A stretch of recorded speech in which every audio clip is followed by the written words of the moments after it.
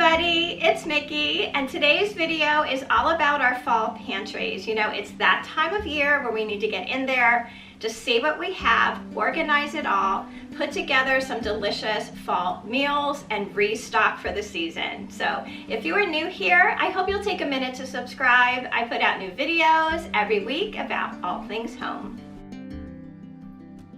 The best place to start a fall pantry video is, of course, with a tour of the pantry. And if you are new here, our extended food storage room is in our lower level. This is the room I keep all of our most used pantry items, extra cooking tools like crock pots and roasting pans. This is my extended food pantry. I do have two smaller pantries up in my kitchen that hold supplies for meal prep day to day, but this room is where I stock up on those things that we use the most.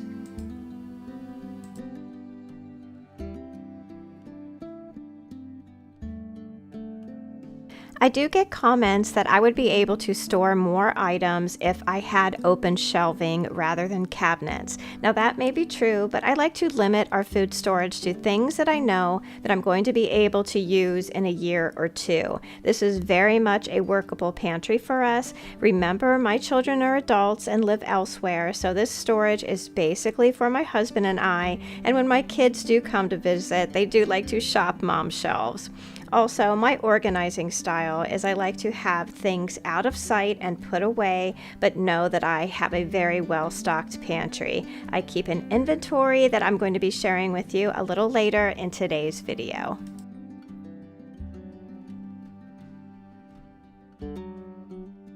If you are new to creating your own food storage system, deciding what to stock up on can be difficult because, you know, it does vary from family to family.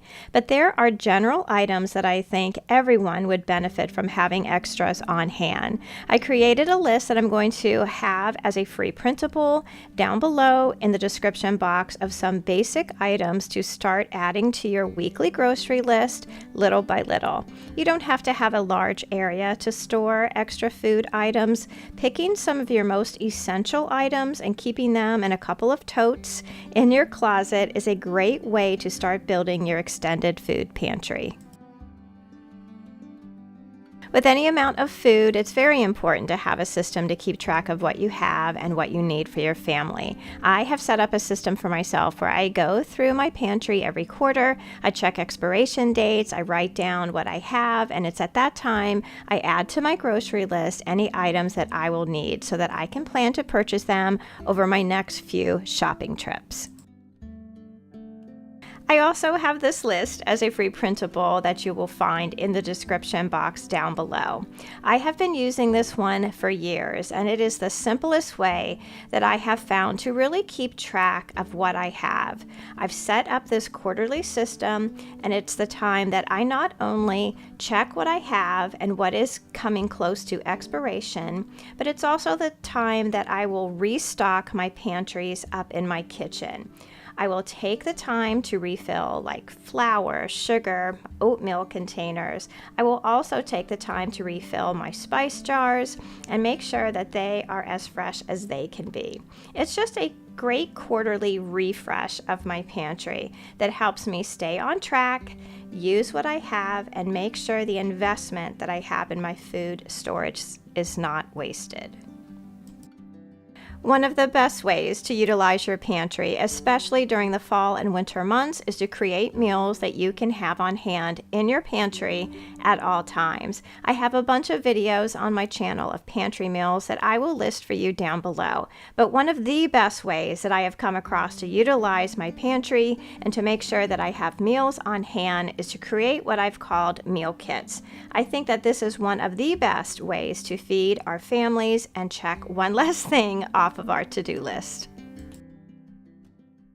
The first thing that you need to do to create your pantry meal kits is to go through your recipes and decide which recipes you want to use to build your meal kits around. Now, these are going to be the recipes that are your family's favorites, the ones that they ask for over and over again, and they are the ones that you know that you usually have these ingredients in your pantry, in your cupboard, in your freezer.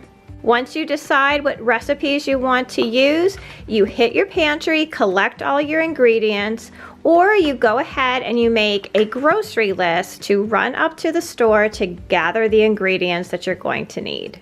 Once you have your recipes all taken care of, you want to decide what kind of bag you want to use for your meal kits. Now you can use either gallon or 2-gallon size Ziploc bags, or you can use like those, the gift bag types of paper bags. I like the ones that you can just find at Michael's. They're just like, the craft paper. I like to use these because they stand up on their own and they hold a little bit more.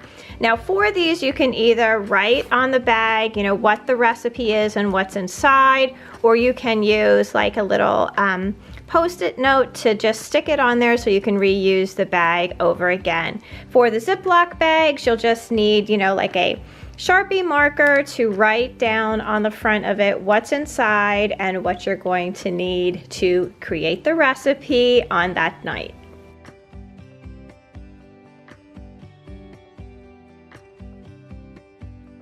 So today we are going to do 5 recipes, and I have my bags all lined up here. I have put what recipe it is on the little Post-it note, and I have it stuck right to the front of the bag. The key to these recipes is that you know that you have a well-stocked kitchen. I know that I have all the seasonings that I could possibly need. Flour, sugar, I have eggs, butter, and milk in the refrigerator, and proteins like chicken, beef, pork in my freezer. Up first today is crock pot Mississippi pot roast. This has been a really popular recipe in my house. We like to make this, for a full meal that you have like potatoes and veggies with, and we also like to make it and slice it up for sandwiches. So for this recipe, you are going to need 1 packet of au jus gravy, a packet of ranch seasoning. Now, if you don't have the packets and you have the large container, you can just put in a little zippy 3 tablespoons of that ranch dressing equals 1 of these packets, and you will need a jar of either pepperoncino peppers, or you can also use these mild banana peppers. On the day that you make this recipe, you are going to need a 3 to 4 pound beef roast along with a half a stick of butter and your crock pot. Now you don't have to brown your roast before you put it in the crock pot, but I think that you have a better result in the end by browning it on all sides in a large saute pan with a little bit of butter and olive oil. I also like to season the beef really well with some garlic powder, Mrs. Dash, salt, and pepper. Now once the roast is browned, just add it to your crock pot and then sprinkle the packages of ranch seasoning and the packet of au jus gravy on top of the roast. Then add a good portion of the peppers on top. I also like to add a little bit of the juices from the jar on top of the roast. I think that it adds a little bit more flavor. Then you're going to top the roast with your butter.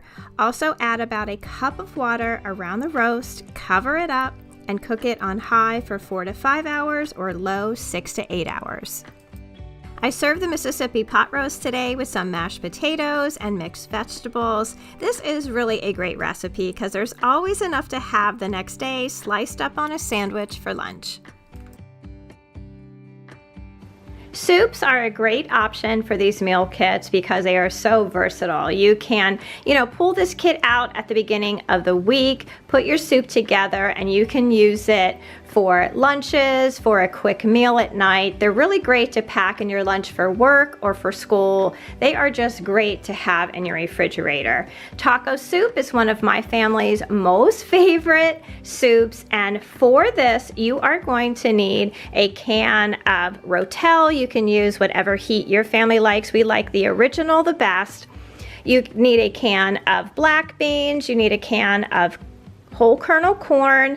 Beef broth, you'll need a packet of taco seasoning, or if you make your own mixture, you'll need about 3 tablespoons of that, and you will need a jar of picante sauce. For this taco soup recipe, you're going to need about a pound of ground beef or ground sausage, and you will need an assortment of vegetables. Today I'm going to be using red bell pepper, green bell pepper, zucchini, and onion, but this is one of those recipes that you can pretty much add whatever you have in your refrigerator at the time. It's a very forgiving recipe. For our recipe today, I used about a pound of ground bison. I am browning it in a medium stock pot. When it's about halfway cooked through, I'll add our chopped vegetables and cook it until the meat is cooked through and the veggies are soft, and then we will add our other ingredients. Once everything is cooked, we're going to add the rotel, black beans, corn, salsa. You can also add a little bit of crushed tomatoes to go along with everything, and your beef broth. Bring it all to a boil, then turn it down to low medium and let it simmer for about 20 or 30 minutes. This taco soup is best served with a little bit of sour cream on top and a side of corn chips. If you want it to be a little bit more spicy, you can add about a half a teaspoon of red pepper flakes or a little cayenne pepper. Just like soups, chili and stews are great options for these meal kits. So for my basic chili recipe, in your bag you are going to need, again, a packet of taco seasoning, or if you make your own mixture, you'll need about 3 tablespoons. You're going to need a large jar of picante sauce. You'll need a 28-ounce can of crushed tomatoes, a can of black beans, and a can of red kidney beans. For my chili recipe today, I used 3 pounds of ground turkey. I had a half of a green bell pepper and half of an onion in my refrigerator, so I chopped that up and threw it in as well. Once everything is all browned and the vegetables are soft, I'm going to add my can of crushed tomatoes, the jar of picante sauce. I'm going to add the packet of taco seasonings, plus some garlic powder, basil, a little bit of oregano, a big heaping teaspoon of red pepper flakes, Mrs. Dash, and a little bit of sugar. Then add your can of kidney beans and black beans. Bring it all to a boil. Turn it down to about medium-low heat and simmer for about a half hour to 40 minutes. Who doesn't love a big bowl of chili? I like to serve mine on a bed of white rice topped with some sour cream and cheddar cheese. We often like to add a little bit of guacamole and tortilla chips on the side. It is just the perfect meal for a chili night. Our next recipe I found on TikTok earlier this year, and it has really become a family favorite in our house. I don't even think that it has a name. It might have a name. If you guys know it, please leave me a comment down below, because I just call it my TikTok recipe. So in the bag, you are going to need a jar of traditional spaghetti sauce, a jar of Alfredo sauce, and a pound of skinny spaghetti. I love this recipe because it is so simple to make and it is always really delicious. You are going to need, along with your jar of Alfredo sauce and jar of tomato sauce, skinny spaghetti, you will need about a pound of ground beef, 1 medium chopped onion, and a bag of mozzarella and provolone shredded cheese. Brown your pound of ground meat in a large sauté pan. Meanwhile, start your water to boil the pasta. When the meat is about halfway cooked through, add your chopped onion and brown until the meat is cooked all the way through and the onion is soft.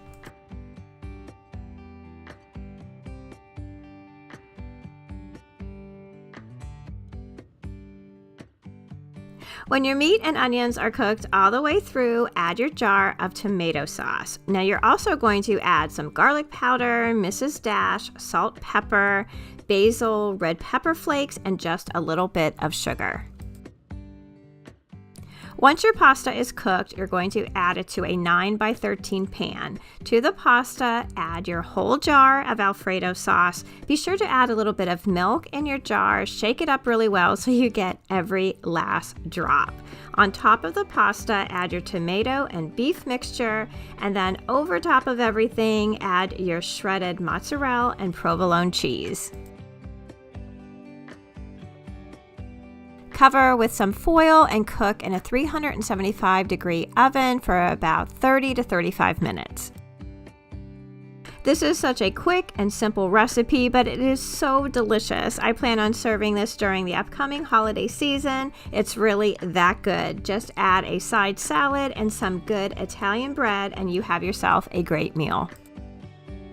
I am a big fan of something sweet after a meal, and this crock pot apple cobbler is just one of our favorites because it is so quick and easy. You can stick it in your crock pot and like 3 hours you have the best cobbler that you've ever tasted. Now for your bag, all you're going to need to put in there is 2 cans of apple pie filling. Now you can use peach pie filling, you can use blueberry, you can use strawberry, whatever your family likes, and you will need 1 box of your classic white cake mix.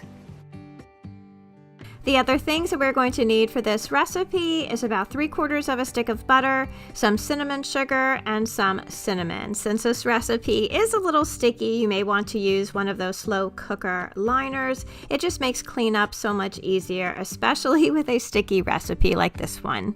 To a lined crock pot, add your 2 cans of apple pie filling. Be sure to break up the larger pieces of apple with your spoon and just spread it across the bottom.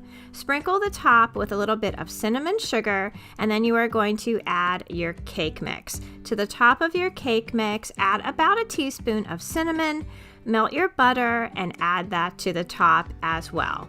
Cover and cook on high 3 to 4 hours. As you can imagine, this recipe makes your house smell so good. I like to serve it with some ice cream. I like to buy those little party packs of ice cream that you can find at Walmart. I just put a big bowl of them next to the crock pot, and it makes it really easy for everybody to serve themselves. This is such a delicious, quick recipe. You can literally make it anytime, and everybody loves it. I store these kits down in my pantry and I add to them when I can. These kits have come in so handy over the years, especially on those days when I didn't get to the store or I'm not feeling that great and I just want to make something quick and easy. I also have a free printable down below for you with the recipes that I shared, what you will need for the kit and what you will need to create the recipe in your kitchen. What exactly you keep in your pantry is really not as important as using what you store and storing what you use. A food storage system for me gives me a sense of being prepared for whatever may come along, whether it be a snowstorm, illness, or helping a friend in need. Be sure to check down below for the free printables that I mentioned in today's video. I think that these are very helpful tools to get you started on creating a food storage system for yourself, or it may help you get motivated to refresh your pantries for the upcoming fall months. Let me know in the comments if you have your own food storage system at home and what you do differently. I think this would be a great opportunity to share your very best tips in the comments section so that we can all learn from each other. So thank you all so much for watching today. If you are new here, I hope you'll join our communities over on Facebook and Instagram at My Bashful Life. And please don't forget to subscribe. I'd love to have you all back as part of our YouTube family. So until I see you in that next video, I hope that you love the life that you have, be kind to each other, stay safe, and I'll see you again soon. Bye.